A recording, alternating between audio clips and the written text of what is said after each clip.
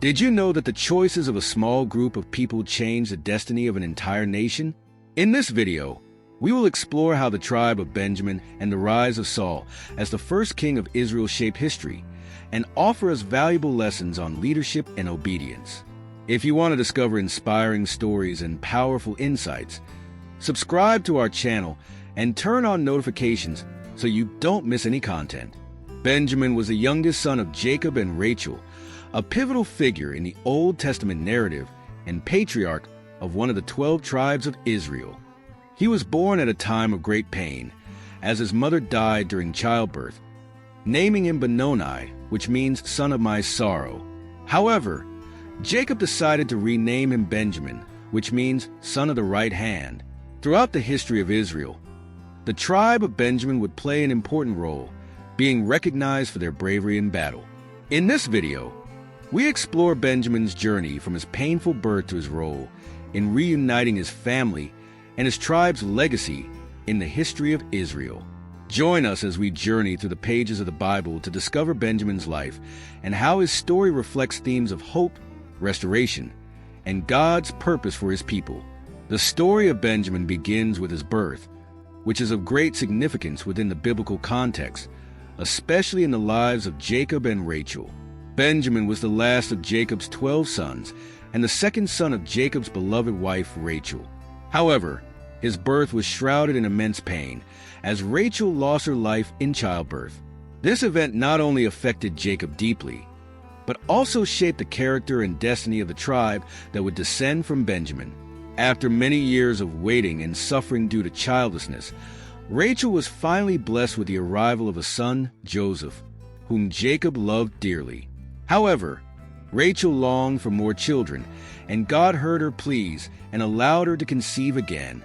At this time, Jacob decided to return to the land of his fathers, obeying the divine call to return to Canaan after years of service under his father-in-law Laban. As the family traveled toward Canaan, Rachel went into labor on the road to Ephrath near Bethlehem. It is recorded that after leaving Bethel, there was still some distance to Ephrath when Rachel began to give birth. The midwife told her not to be afraid, for she would also have a son. However, when Rachel died, she named her son Benoni, while Jacob named him Benjamin. Benjamin's birth was shrouded in deep sadness. Rachel, realizing that she would not survive the birth, named her son Benoni, reflecting not only the grief she felt but also the sadness of knowing that she would not be able to raise her son or witness him grow up. However, Jacob, even in the midst of his grief over the loss of Rachel, renamed his son, giving him a name that indicated honor and hope for the future. For Jacob, Benjamin was not only a reminder of the love he felt for Rachel, but also a symbol of the continuity of his lineage. Jacob buried Rachel on the road to Ephrath, which is Bethlehem, and erected a monument over her grave. This act remains a sign of Rachel's burial to this day. After Joseph's brothers sold him into slavery and deceived their father Jacob into believing that Joseph had been devoured by a wild beast, Benjamin became Rachel's only remaining son. For this reason, Jacob came to love and protect him with special affection, fearing that he would lose him as well. This context is essential to understanding Jacob's decisions and actions in the following years, especially when famine struck the land of Canaan. Jacob sent his sons to Egypt to buy grain, since he had heard of the abundance of food in that land. However, because of his concern for Benjamin's safety, Jacob refused to send him along with the other brothers. Jacob said he would not send Benjamin, fearing that something bad might happen to him. Joseph, who had become governor of Egypt, recognized his brothers when they went to buy grain, but they did not identify him. Joseph wanted to test his brothers and see if they had changed. He spoke harshly to them and accused them of being spies. Finally, Joseph decided to keep Simeon as a hostage and demanded that they bring Benjamin back on their next visit as a test of their honesty. When the brothers returned to Canaan and told Jacob what had happened, he resisted the idea of sending Benjamin to Egypt, fearing for his life. When the situation became untenable due to the depletion of the grain they had brought from Egypt, Jacob's sons were forced to return. Judah, one of the older brothers, offered to ensure Benjamin's safety, taking personal responsibility for bringing him back safely. Although Joseph did not know what to do, he was reluctant to send Benjamin back to Egypt. Distraught, Jacob finally agreed and allowed Benjamin to go with his brothers to Egypt, knowing that there was no other choice. In Egypt, Joseph welcomed his brothers back, and upon seeing Benjamin, his heart was deeply touched. He hurried to a private place to weep, overcome with emotion. Without revealing his identity, he prepared a banquet for them, arranging them by age and presenting Benjamin with a portion 5 times larger than the others, showing his special love for him. Before allowing his brothers to return to Canaan, Joseph planned a final test to see if their hearts had changed. He had his silver cup placed in Benjamin's sack and sent his steward after them to accuse them of theft. When the cup was found in Benjamin's sack, the brothers returned to Joseph in despair, fearing the consequences. At this crucial moment, Judah stepped forward and offered to take Benjamin's place, explaining how his father's life was tied to that of his younger son. He reported that if he did not return with Benjamin, his father's life would be in danger, for he would die of grief over the loss of his remaining son. Judah took responsibility, stating that if he did not bring Benjamin back, he would be guilty before his father. "Forever I beg you, let your servant now stand in the young man's place as my Lord's servant, and let the young man return to his brothers.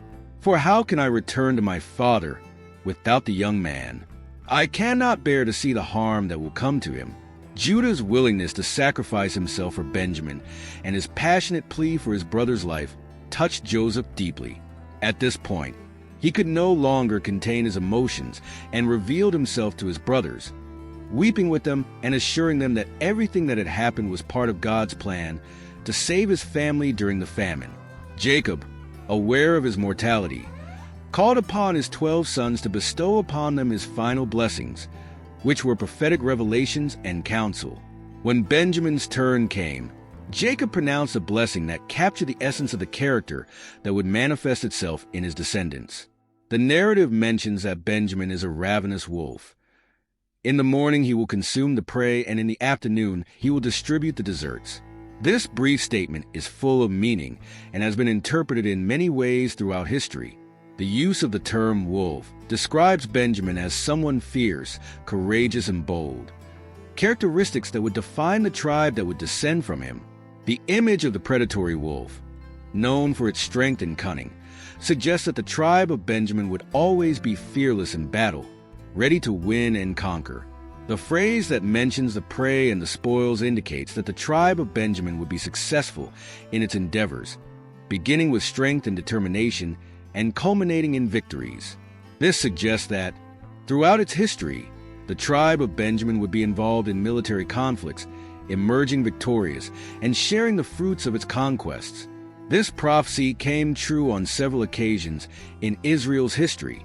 For example, during the conquest of Canaan, the tribe of Benjamin played an active role in the battles.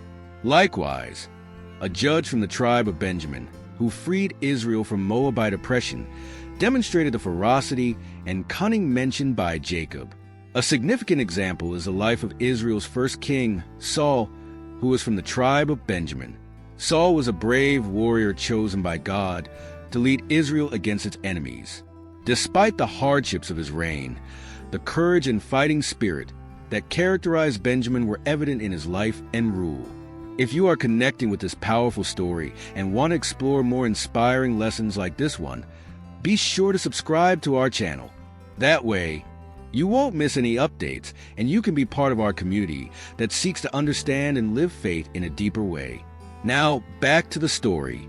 Furthermore, the tribe of Benjamin demonstrated its military prowess during the civil war against the other tribes of Israel, as recounted in the book of Judges. Despite its numerical inferiority, the tribe managed to inflict heavy casualties in its early battles, demonstrating its prowess in combat, although it eventually suffered a major defeat. Jacob's blessing on Benjamin also has spiritual and symbolic implications. The wolf, which is a pack animal, can symbolize the need for unity and cooperation both within the tribe and among the entire people of Israel.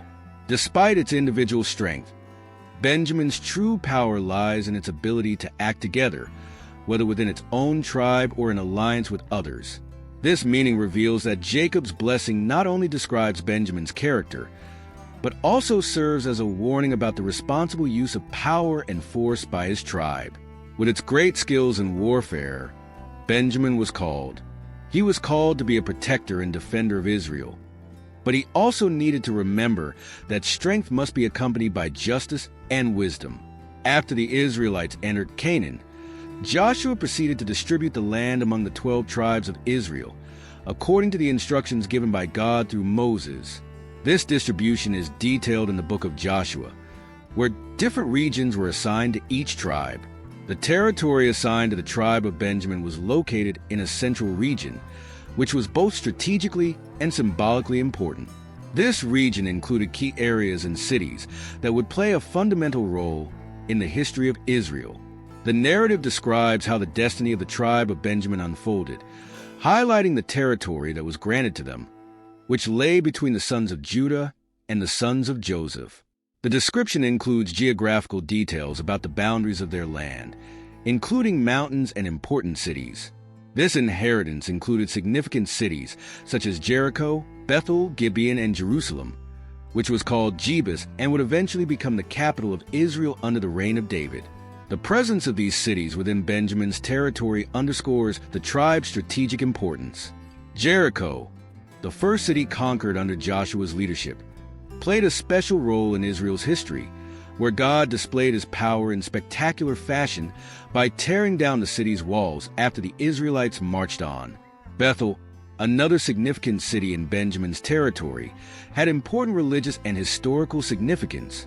It was the site where Benjamin's father Jacob had his vision of the ladder to heaven and where he established an altar to God. Including Bethel in Benjamin's inheritance reinforces the tribe's spiritual and ancestral connection to the promises made to the patriarchs. In addition to its religious importance, Benjamin's territory was vital to the defense and control of central Canaan. Its proximity to Jerusalem, which would eventually become the capital of the United Kingdom of Israel under David, placed Benjamin at the center of the nation's political and military affairs. Although small in number, the tribe of Benjamin played a crucial role in Israel's history due to its strategic location and the influence of the cities within its territory. Benjamin's heritage was rich, combining the spiritual heritage of the patriarchs with a central role in Israel's politics and defense. This allocation of land also fulfilled Jacob's blessing and prophecy that Benjamin would be like a ravenous wolf, indicating a tribe that would be courageous and determined in defending its territory and contributing to the well-being of the nation of Israel. The tragedy at Gibeah is one of the darkest and most complex episodes in the history of the tribe of Benjamin and all of Israel. This event, recounted in the book of Judges, reveals the depths of moral decay in Israel during a time when there was no king and everyone did what they thought was right. The brutality of the events in Gibeah not only sparked a civil war between the tribes of Israel, but also brought the tribe of Benjamin to the brink of extinction. This story reminds us of the importance of justice, the need to act against evil among God's people, and the dire consequences of moral corruption. The tragedy in Gibeah begins with the arrival of a Levite and his concubine in the city, who belonged to the tribe of Benjamin. This Levite was traveling from Bethlehem in Judah to his home in the region. Ephraim, a mountainous region, decided, as was customary at the time, to seek shelter in an Israelite city, trusting in the welcome of his own people. However, upon arriving in Gibeah, the Levite was faced with the sad reality that no one offered him hospitality, which already indicated the moral corruption of the inhabitants. Finally, an old man, who was also originally from the mountain of Ephraim but who lived in Gibeah, saw him in the square and invited him to stay at his house. While they were in high spirits, the men of the city, known for their wickedness, surrounded the house, knocked on the door and demanded that the owner open it, saying, "Bring out the man who came into your house, for we want to meet him." The owner of the house came out and pleaded, "My brothers, do not do this wicked thing. This man has come into my house. Do not do this. Here are my virgin daughter and his concubine. I will give them to you. Do whatever you want with them, but do not commit this atrocity with this man." But the men ignored his pleas, and in desperation the Levite took his concubine and handed her over to them. She was abused all night and left at the door of the house when morning came, wounded and lifeless. She returned to the door, and when he found her body, the Levite was overcome with anger and grief. He then decided to take drastic action to draw the attention of all Israel to the crime committed in Gibeah. In his house, he took a knife and cut the concubine's body into 12 parts, sending them throughout the territory of Israel. All who received the body parts were horrified and said that nothing so horrible had ever been done or seen since the Israelites left Egypt. This gruesome message sent shockwaves through the entire nation. The tribes of Israel gathered at Mizpah, from Dan to Beersheba, demanding justice for the horrific crime committed in Gibeah. After hearing the Levite story, they decided to confront the tribe of Benjamin, demanding that the guilty men be handed over so that they could be punished. However, the tribe of Benjamin refused to hand over the men and chose to protect the inhabitants of Gibeah, which resulted in an armed conflict. The tribes of Israel sent messengers to Benjamin, asking, "What evil is this that has happened among you? Hand over the wicked men who are in Gibeah, so that we may eliminate them and remove the evil from Israel."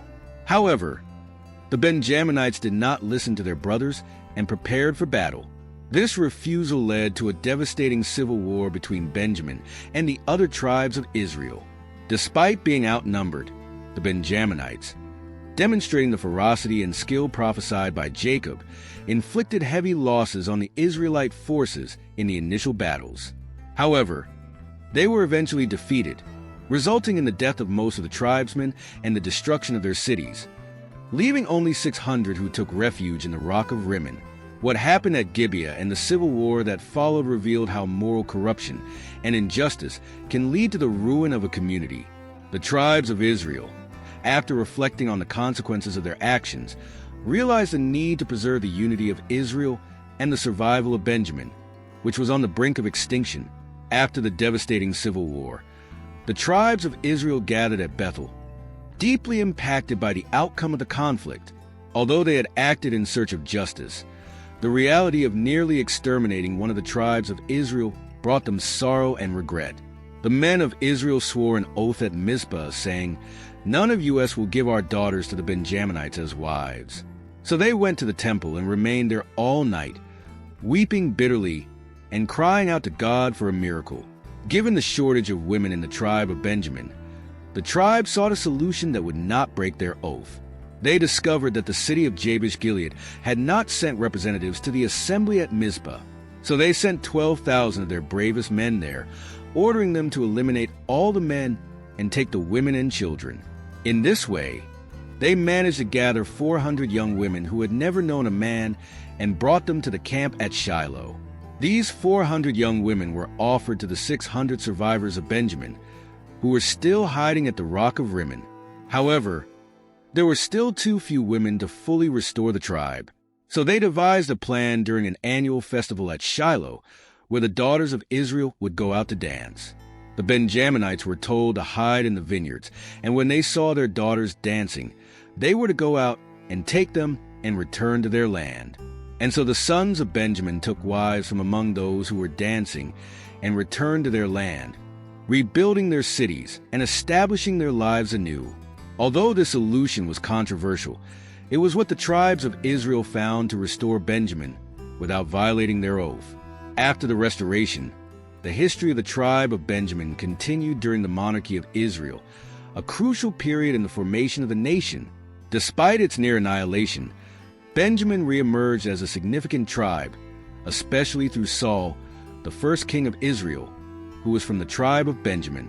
The election of Saul as king not only marked a turning point in the history of Israel, but also elevated the tribe to a prominent position in the leadership of God's people.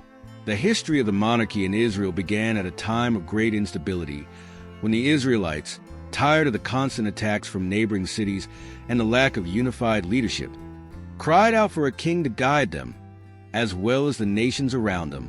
If you are connecting with this powerful story and want to explore more inspiring lessons like this, don't forget to subscribe to our channel. That way, You won't miss any updates, and you can be part of our community that seeks to understand and live faith in a profound way. Now, let's go back to the story. In Samuel 845, it is narrated that all the elders of Israel gathered and went to Ramah to see Samuel. They said to him, "Behold, you have grown old, and your sons do not follow your ways. Therefore give us a king to judge us, like all the nations." God heard the people's request, even though it was not ideal for his plan, and agreed to give them a king. Through the prophet Samuel, God chose Saul, a young man from the tribe of Benjamin, to be the first king of Israel. Saul's selection was significant for several reasons. First, Benjamin was the smallest tribe in Israel, and this choice emphasized that God often chooses what is small or insignificant in the eyes of the world to accomplish his purposes. Saul was the son of Kish, a wealthy and influential man from the tribe of Benjamin. In 1 Samuel 9, verse 12, it is narrated that there was a man of Benjamin, a mighty man named Kish, the son of Abel, the son of Zerorah, the son of Boreth, the son of Ai, the son of a Benjamite. He had a son named Saul, who was young and handsome. Among the sons of Israel there was no one more handsome than he. From the waist up, he towered over the people in height. Saul's election as king was confirmed by God when Samuel secretly anointed him. In 1 Samuel 10:1, it is recorded that Samuel took a flask of oil, poured it on Saul's head, kissed him, and declared, "The Lord has anointed you prince over his people Israel." Although Saul was anointed secretly, his choice was revealed publicly shortly thereafter, when he was drawn by lot before the city and confirmed as king. In 1 Samuel 10:20-24, it is recorded that all the tribes of Israel came forward, and the tribe of Benjamin was chosen. He brought the tribe of Benjamin by their families, and the family of Matri was chosen, and Kish, Saul's son, was taken. They searched for him, but he was not found. They asked Jehovah again if the man had arrived yet, and Jehovah answered, "Behold, he is hidden among the baggage." So they ran and brought him from there, and set him among the people. From the waist up, he was taller than all the people. And Samuel said to them, "Have you seen the one the Lord has chosen? There is no one like him among all the people." Then the people shouted for joy, saying, "Long live the king!" When King Saul began his reign, he successfully led Israel into several battles against their enemies, including the Philistines, Ammonites, and other peoples who threatened Israel. His bravery and military leadership reflected his strong character, and the fact that Jacob had prophesied about the tribe of Benjamin. However, Saul's reign was marked by disobedience and pride, which eventually led to his rejection by God. In one crucial episode, Saul disobeyed God's instructions by not completely destroying the Amalekites, keeping King Agag and the best animals as plunder. In 1 Samuel 15, verses 22-23, Samuel is recorded as saying, "With burnt offerings and sacrifices the Lord is well pleased, but to obey the word of the Lord is better than sacrifice. Surely to obey is better than sacrifice, and to pay attention than the fat of rams. For as the sin of divination is rebellion, so stubbornness is like idolatry, because you have rejected the word of the Lord. He has rejected you as king." This rejection marked the beginning of the end of Saul's reign, and paved the way for the rise of David, who would eventually become the second king of Israel. Despite his failures, Saul remains an important figure in the history of Israel, and his reign represented a critical moment in the evolution of the Israelite monarchy. The tribe of Benjamin, through Saul, was elevated to a position of prominence in Israel. Although Saul's reign ended in tragedy, the tribe of Benjamin continued to be influential. When the kingdom of Israel was divided after Solomon's death, the tribe of Benjamin remained loyal to the house of David, forming part of the kingdom of Judah along with the tribe of Judah. Benjamin's role in the monarchy of Israel, especially through Saul, illustrates how God can raise up those who are considered small or insignificant to accomplish his purposes.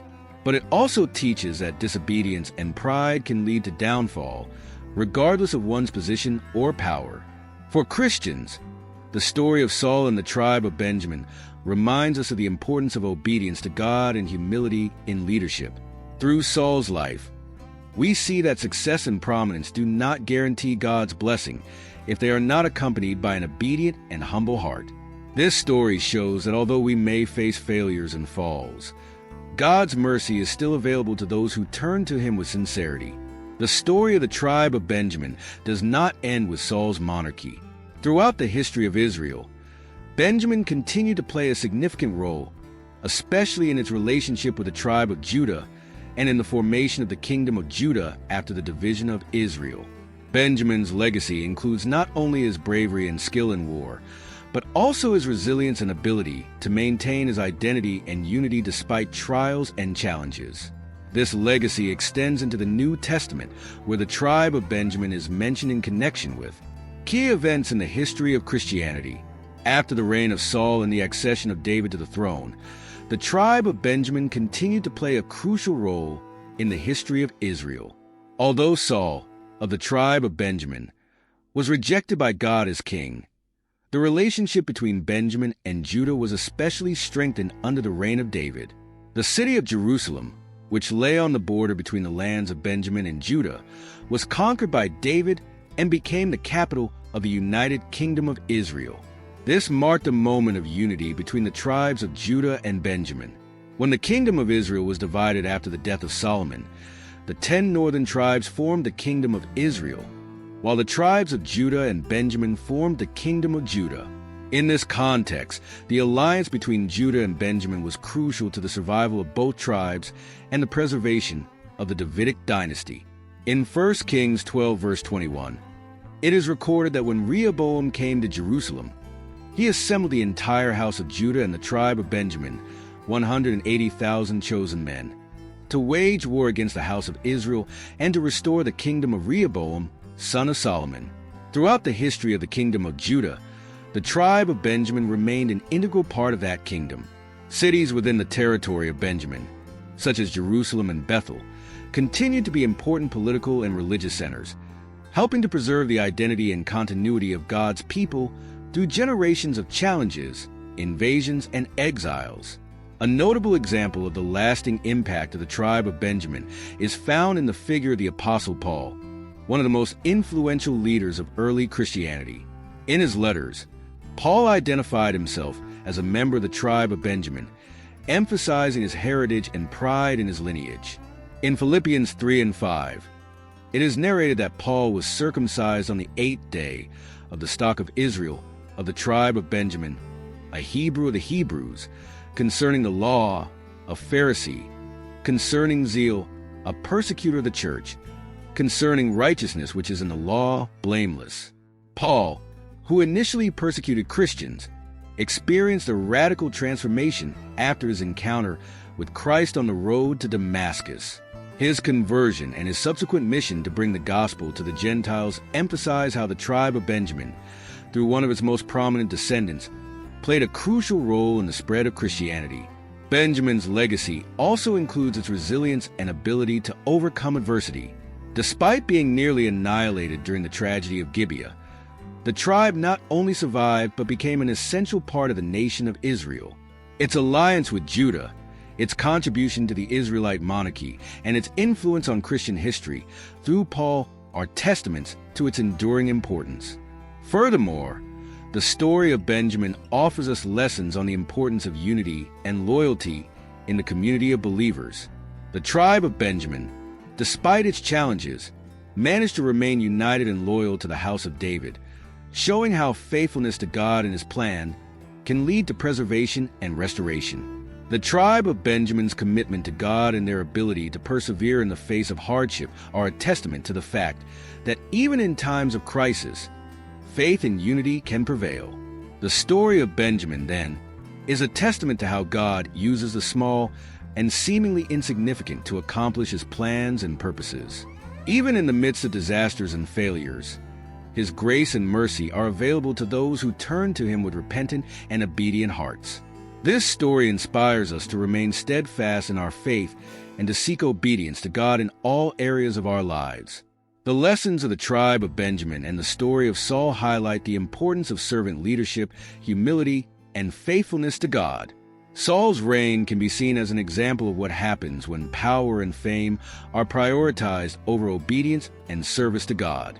In contrast, the story of David, who would later become the model of a king after God's own heart, emphasizes the importance of seeking God's will in all our actions. Through David, God established an everlasting covenant, ensuring that David's line would continue, culminating in the coming of the Messiah.